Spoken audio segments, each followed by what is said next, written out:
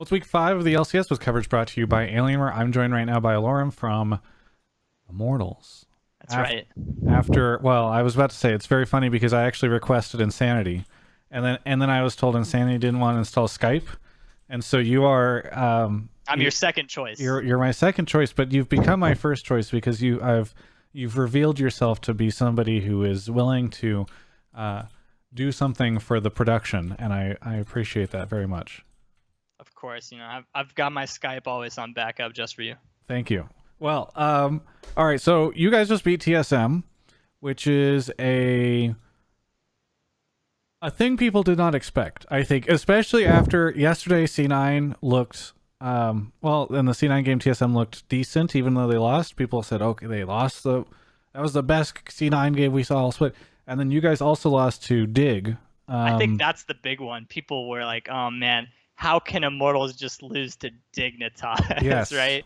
Yeah. Yes. And so this was pretty unexpected. So I'm hoping you can just explain to me. Everybody's going to put their own theories out there, but Right. you were in that game, so tell me how that ended up happening. How we lost to Dignitas? No, sorry. How you beat TSM. Okay. I've moved on from the Dignitas thing. All right. Well, that's good. We can all forget that one. But Yeah. anyway, so after our loss to Dignitas, we had at least one more round of scrims, and we decided to kind of bring it back and try and play a little more simple again, like we did the previous weekend. Nothing too surprising. We played a really standard comp. We had the Ornn, Graves, Corki, Ashe, and Thresh. That's like the most basic comp you can have in League of Legends. That is League of Legends comp number 1. Yeah. You press R's in team fight. So I think as individuals are pretty good players. So if we have a set goal in the game, it's way easier for us to just, even if the lane phase doesn't go perfectly, it's easy for us to just get some dragons, maybe contest some Rift Heralds, and play our team fight, which is probably our biggest strength. Is we win team fights a lot. If you were watching the TL and EG games, we're winning every team fight up until Aphelios 200 years us in their base, and then we lost the games at the little inch before we win. But I think today we had that little mini heart attack of Aphelios again.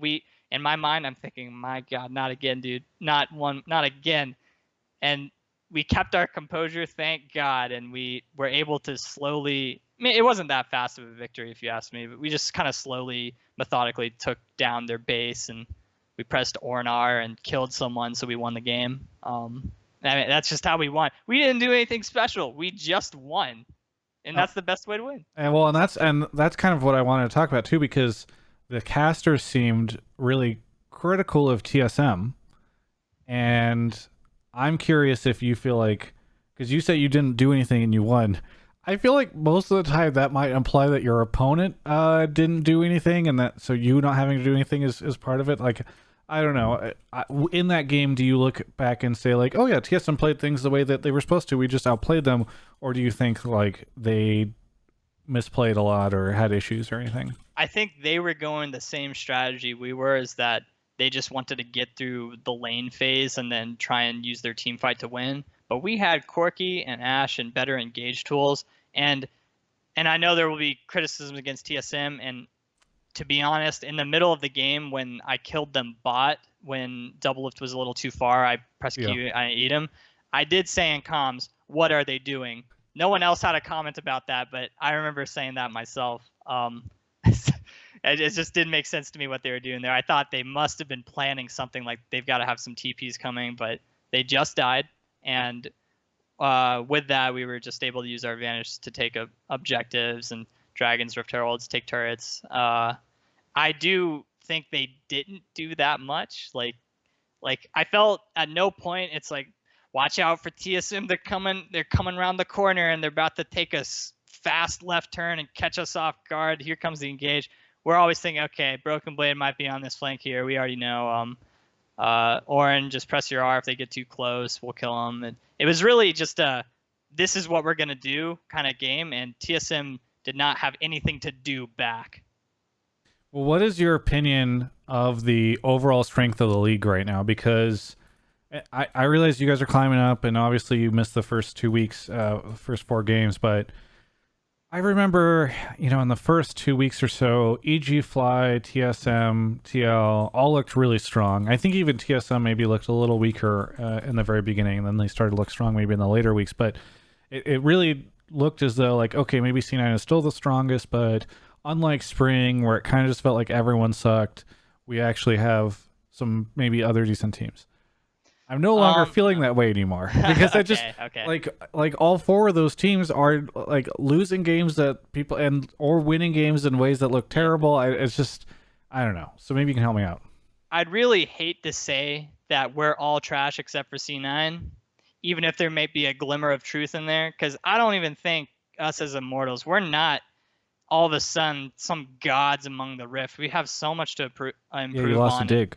that's right, we did. We did lose to Dig, and I think that's a pretty good sign that we are not immortals. Right. We are merely mortal. But the only thing we can do is try to put ourselves on the bar of C9, which is a really high bar for at least an A. I wish we got to see C9 at MSI so we can see exactly how good they are. So if we lost to them, we could be like, oh, it's okay. C9, they won MSI. Right. How can we just beat them out of nowhere? So while I will not definitively say every team but C9 and NA is trash, I think every team but C9 and NA must improve a lot if we'd like to do some results I feel international. like that's a diplomatic way of putting it. You've avoided my headline baiting, clearly. I can give you some clickbait somewhere else though. Oh yeah, what do you want? What do you got for me? 1 million IQ Urgot build, or no, actually 1 million IQ Malphite build. TSM bans Malphite first? How? Yes. Well, great. I saw you talking about that on the post game interview where you were discussing like people are just too afraid of your Malphite. It's so funny the whole Malphite thing. It's that I do think Malphite is good right now. I actually think Malphite and Orin are kind of on equal footing right now because they both serve a similar purpose. But Malphite, I think, is way more prevalent in the game before Orin gets his items and scaling into the late game. Malphite provides that kind of snap engage that Flash R, even to the best of players, it's really hard to avoid if you're being tricky with your Malphite ults. Like when I'm playing Malphite, I'm rolling my cheese wheel at them, getting the move speed, and then just kind of dashing back and forth. And out of nowhere, I will Flash R. And I'm hitting all the players on TL with it. I think Tactical has great reaction time, and I was able to hit him with some of them. So I think that's a sign that it's working. I don't think Malphite is like my best character even. He just works sometimes. Is he played much internationally? I'll be honest, I'm pretty ignorant about his international presence. So this is just like Allorim cheese. Yeah. Okay. It's funny because when I was playing Malphite, even in Academy, it's just people were like blind pick Malphite just to Allorim things, and that's probably true. I don't think anyone else is just willing to blind pick Malphite like I am. I mean, that's got to feel nice that you have this kind of like threat that forces out a ban from other teams that, maybe messes with them a bit. I think a lot of people have talked that about me. I have a pretty unique champion pool compared to any other top laner in NA. I don't know what it is, man. I like playing some different stuff sometimes. Yeah. What do you think about Wukong? Because we're not seeing that as much, and Mark is very upset about it. I think I know there was at least one game. I don't know if it's been picked again, but why aren't we seeing more Wukong top? Well, I wonder if Mark is happy or upset about what happened today. What do you think? Do you think he's going to be happy Wukong was picked or upset that it kind of didn't do anything? I mean, I think he'll be happy that it was picked.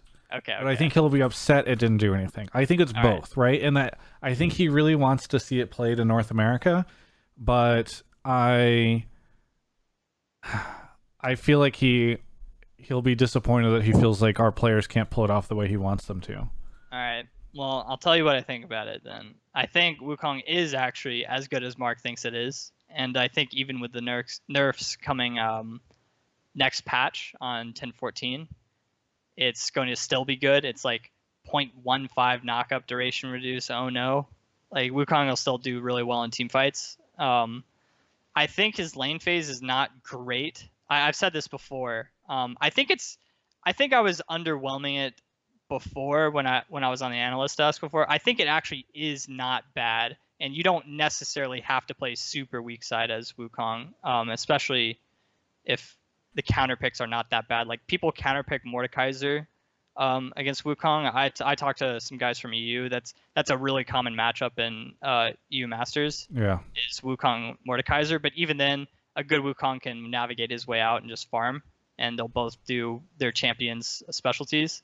I think Wukong is going to be more and more prevalent. I know I'm putting more games on Wukong, and I know everybody's wanting me to play Wukong. I keep seeing all over social media, Allorim, when are you gonna play Wukong, man? They're ripping my soul out of me because I shoved Wukong into the locker and cement shoesed him to the bottom of the ocean. I never want to hear Wukong ever again. And now that Riot made Wukong come back, it's like the PTSD in me. It's like I'm looking at my stream chat on the side. Allorim, why aren't you playing Wukong?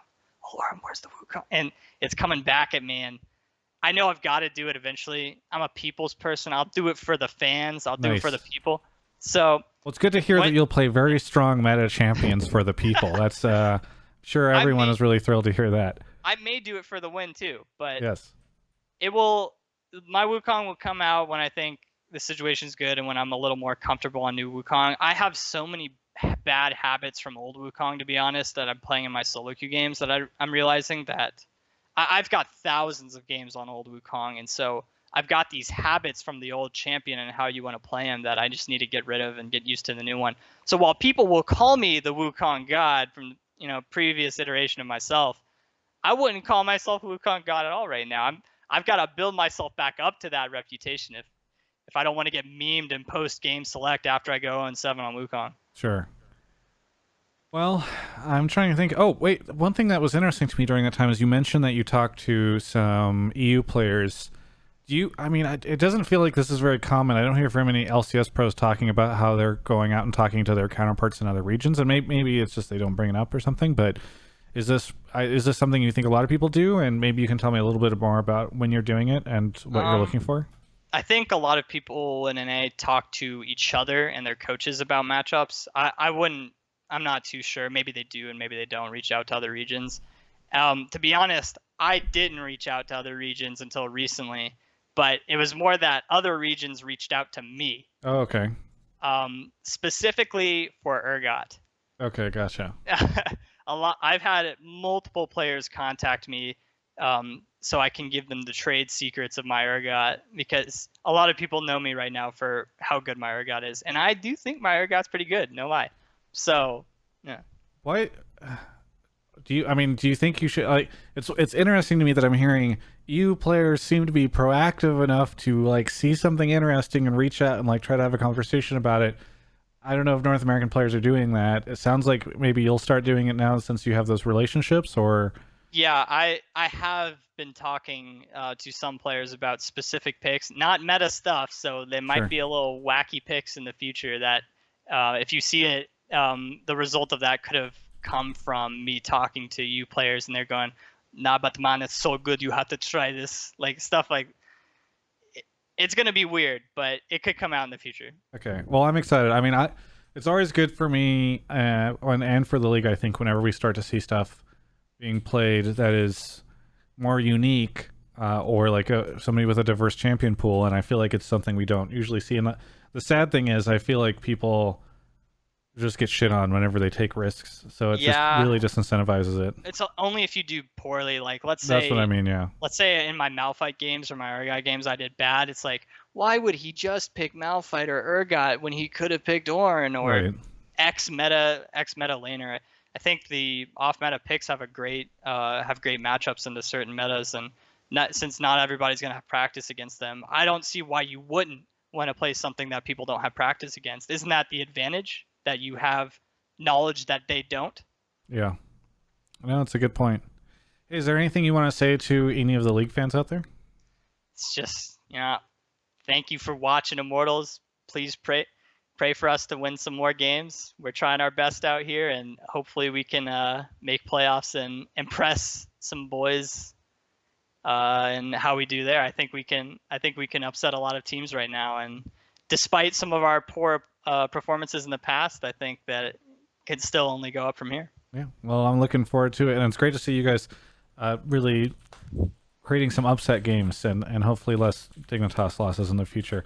Hopefully. Thanks, thanks so much for the interview. For everyone else, you can check out the rest of my coverage of all things esports right here on my YouTube channel.